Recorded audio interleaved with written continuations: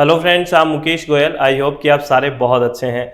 और फ्रेंड्स, आज हम बात करेंगे जो यूजीसी नेट का जो फॉर्म फिलअप की बात है, वहाँ पे बात करेंगे कुछ कि कब डेट स्टार्ट हो चुका है, कब एंड डेट है, क्या क्या हम गलतियाँ करते हैं, वहाँ पे हमें फोकस करवाना है। और सबसे पहले आपको एक इन्फॉर्मेशन दे देता हूँ कि यूजीसी नेट का जो कंपलसरी पेपर 1 है उसके रजिस्ट्रेशन ओपन है, और पेपर 2 जिसका इन्वायरमेंटल साइंस हो कोड नंबर 89, तो उसके भी रजिस्ट्रेशन ओपन है। अगर आप विलिंग हैं तो रजिस्ट्रेशन करवा सकते हैं।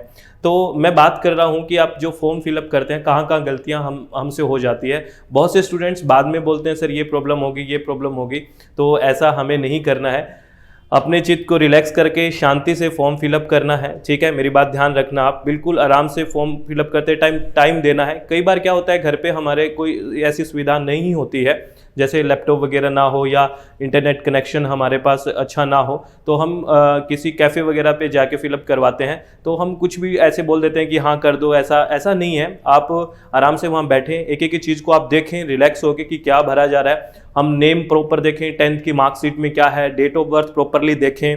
आप जब फोटो अपलोड करते हैं तब भी देखें, सिग्नेचर अपलोड कर रहे हैं तब आराम से देखें। और एक गलती कुछ स्टूडेंट ने तो ऐसे कि सब्जेक्ट चूज करते टाइम भी मिस्टेक कर देते हैं गलती से, पता नहीं मिस्टेक से मिस्टेक हो जाती है। ऐसा नहीं करना है, आराम से सारी चीज़ों को प्रॉपरली देख के ही फिलअप करें, क्योंकि अगर एक बार फिलअप गलत कर दिया फिर क्या होता है, टेंशन रहती है, फिर तैयारी भी नहीं हो पाती है।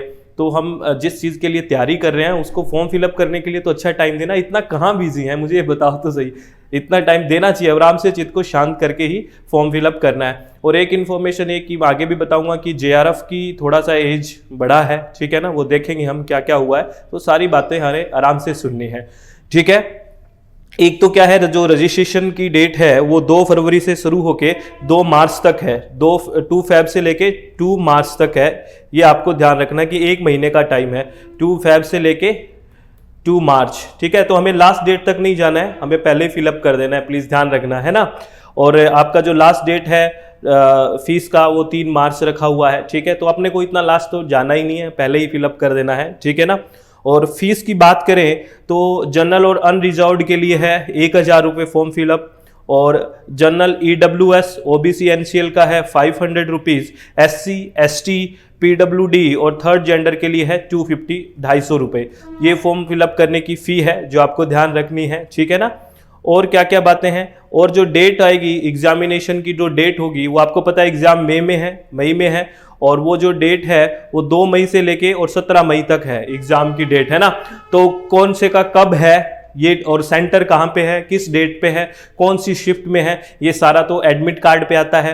जब एडमिट कार्ड आएगा तब बता भी दिया जाएगा कि आपको एडमिट कार्ड आ चुके हैं। हम पूरी कोशिश करेंगे, ठीक है ना। तो एडमिट कार्ड पे सब लिखा होता है, डेट लिखा हुआ आता है, कब एग्जाम है आपका, सेंटर कहाँ पे आया है आपका, कौन सी शिफ्ट में है आपका, ये सब आता है। क्योंकि आपको पता है ना टाइमिंग 2 शिफ्टिंग में रहती है, ठीक है ना, कि एक तो 9 से 12 होता है मॉर्निंग में, और एक होता है 3 से 6 इवनिंग में। तो कोई भी शिफ्ट आपकी आ सकती है। और ड्यूरेशन ऑफ एग्जामिनेशन देख रहे हो आपको 3 हार है, 180 मिनट मिले हैं आपको।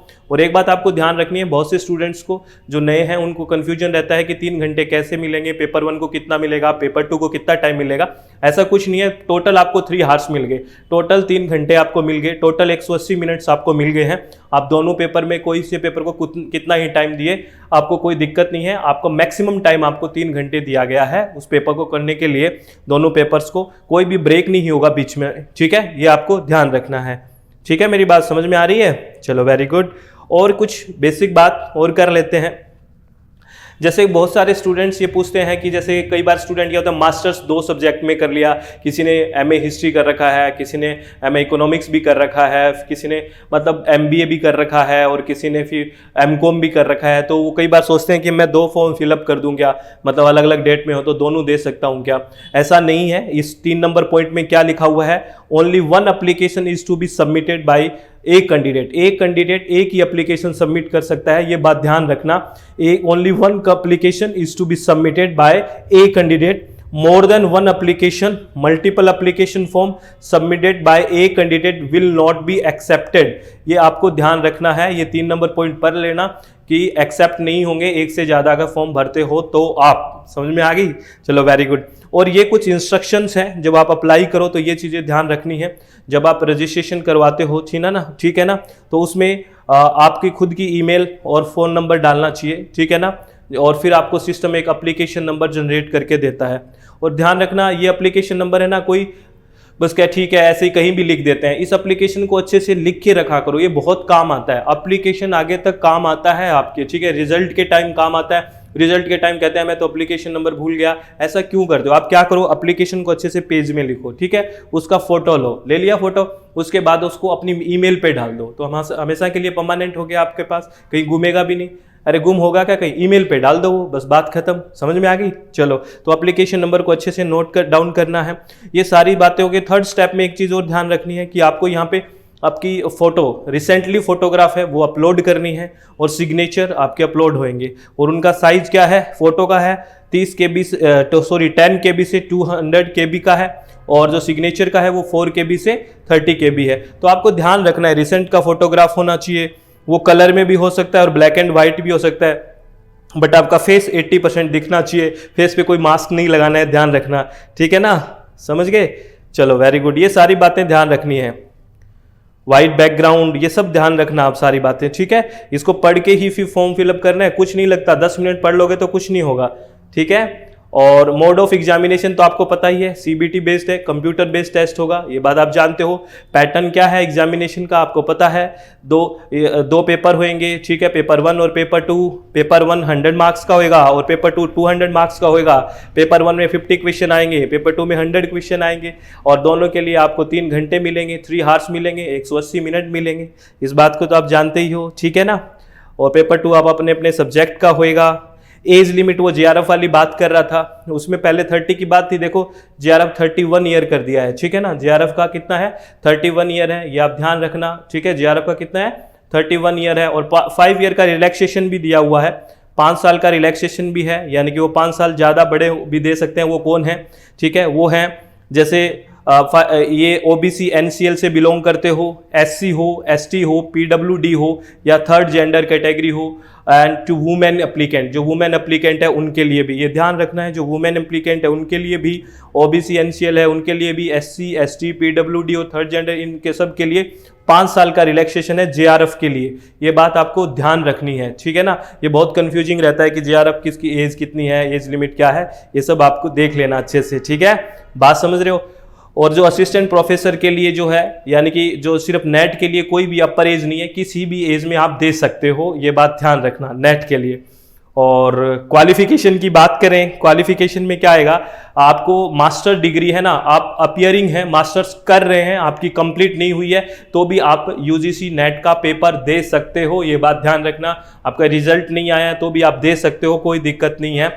लेकिन आपका रिजल्ट आने के बाद आपके जो, अगर आप जनरल हो, अनरिजर्व हो, जनरल कैटेगरी से, जनरल EWS से हो, तो आपके ओवरऑल 55% मार्क्स हो जाने चाहिए। कितने परसेंट? 55% मार्क्स होने चाहिए आपके।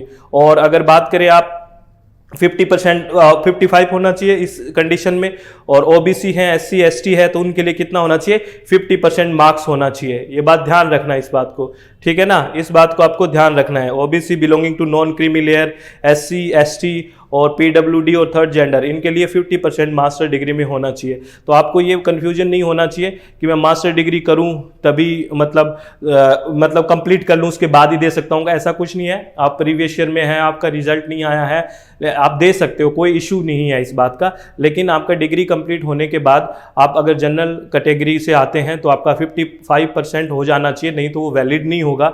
जो आपका नेट अगर क्वालिफाई भी हो गया तो सर्टिफिकेट आ गया तो नहीं होगा। और अगर आप OBC non creamy layer, SC ST PWD में आते हो तो आपके 50% हो जाने चाहिए, ये बात ध्यान रखना, ठीक है, तभी आपका सब वैलिड रहेगा। वो बात समझ में आ गई। ये सारी बातें आपको जाननी है, ठीक है, कोई भी टेंशन नहीं लेनी है। मैं आपसे फिर रिक्वेस्ट कर रहा हूँ कि फॉर्म भरते टाइम बड़ा अच्छे से चित्त को रिलैक्स रखना है, शांत रखना है, एक एक चीज़ को अच्छे से एनालाइज करके फिर ही फॉर्म भरना है। आप लोगों से मैं रिक्वेस्ट बार बार कर रहा हूँ, क्योंकि बाद में गलती हो जाए तो बहुत टेंशन ले लेते हो आप, तो आप ऐसी गलती करते ही क्यों हो। बिल्कुल रिलैक्स होकर फॉर्म को भरना है, अच्छे से फॉर्म को भरना है, अच्छे से नोटिस को पढ़ना है। कोई बात नहीं, आधा घंटा लग जाएगा, 20 मिनट लग जाएगा, और कुछ नॉलेज भी तो आएगा आपको कि अच्छा ये बातें हैं, कुछ नहीं, 5-10 लाइनें होती है, वो अच्छे से पढ़ोगे तो सारी बातें समझ में आ जाएगी। आप मेरी बात समझ रहे हो ना? तो आप अच्छे से चित्त को शांत रखना है और खुश रहना है, ठीक है ना? और अभी टाइम है, बहुत अच्छा टाइम है। अगर आपसे किसी ने पढ़ाई स्टार्ट भी नहीं किया ना, तो मैं सीरियसली कह रहा हूँ, अभी भी टाइम है उसके पास, आप पढ़ाई स्टार्ट कर दे, कोई भी बात नहीं है। अगर नहीं करी पीछे की पीछे जाने दो, अभी तो कर लो ना, अभी अपने पास आगे टाइम है। आज से ही बुक्स उठाओ, अच्छे से सिलेबस को देखो कि क्या क्या सिलेबस है और अच्छे से उसको पढ़ाई करने का, मतलब अब कंटिन्यू पढ़ाई पे लग जाओ, आप बिल्कुल कंटिन्यूस बेसिस पे पढ़ाई करो और रिवीजन करते रहो, पढ़ाई करते रहो, क्वेश्चन प्रैक्टिस करते रहो, तो सब हो जाएगा। लेकिन आपको पॉजिटिव रहना है। टेंशन ले लोगे तो किसी का क्या बिगड़ेगा? आपका ही पेपर खराब हो जाएगा। तो टेंशन लेने से मतलब ही क्या है? जो चीज़ की है अच्छे से करो। अगर नहीं भी पढ़ना स्टार्ट किया तो अब कर दो, तो सब बढ़िया से हो जाएगा। हमेशा पॉजिटिव रहो, सब बहुत अच्छा होगा। और फॉर्म भरने में बिल्कुल अच्छे से चित्त को रिलैक्स करना है, अपने आप को शांत रखना है, फॉर्म भरने में अच्छे से ध्यान रखना है, कोई भी किसी भी तरह की जल्दबाजी नहीं करनी है और जीवन में कोई भी किसी भी तरह की टेंशन लेनी ही नहीं है, ठीक है ना? बात समझ रहे हो? और आपको फिर इन्फॉर्मेशन दे देता हूं कि यूजीसी नेट का जो पेपर 1 है, जो कंपलसरी पेपर है, उसके रजिस्ट्रेशन ओपन है। और पेपर 2 अगर किसी का इन्वायरमेंटल साइंस है, कोड नंबर 89, तो उसके भी रजिस्ट्रेशन ओपन है। अगर आप विलिंग है तो रजिस्ट्रेशन करवा सकते हैं। All the very best, thank you, thanks a lot friends.